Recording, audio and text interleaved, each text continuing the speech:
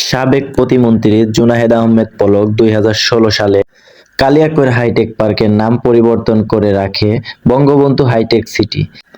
এরই ১০০ মিটার দূরত্বে নির্মাণ করে অন্তত ৫৮ কোটি টাকা ব্যয়ে বঙ্গবন্ধু রেল স্টেশন। আধুনিক এই স্টেশনটি শুভ উদ্বোধন করেন ২০১৮ সালে বাংলার ডাইনি সাবেক প্রধানমন্ত্রী শেখ হাসিনা।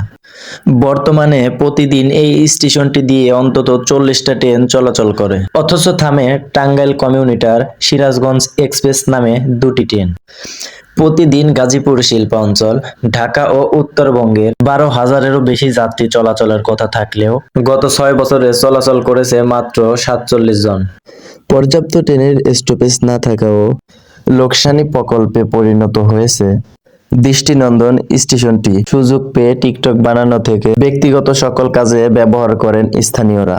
স্টেশনে মাত্র ২ জন কর্মকর্তা দায়িত্ব পালন করলেও নেই কোনো রেল পুলিশ কিংবা নিরাপত্তা প্রহরী। এ কারণে ভবঘুরে ও বন্যপ্রাণীর আশ্রয়স্থল হয়ে উঠেছে। এটা সরকারি সম্পদ চুরির অভিযোগও করেন এই স্টেশন মাস্টার। রেলওয়ে জানিয়েছে প্রতি বছর এই স্টেশনে ব্যয় ৩০ লাখেরও বেশি, অথচ এই স্টেশন থেকে প্রতি বছরে গড় আয় মাত্র ৯.৫ লাখ টাকা।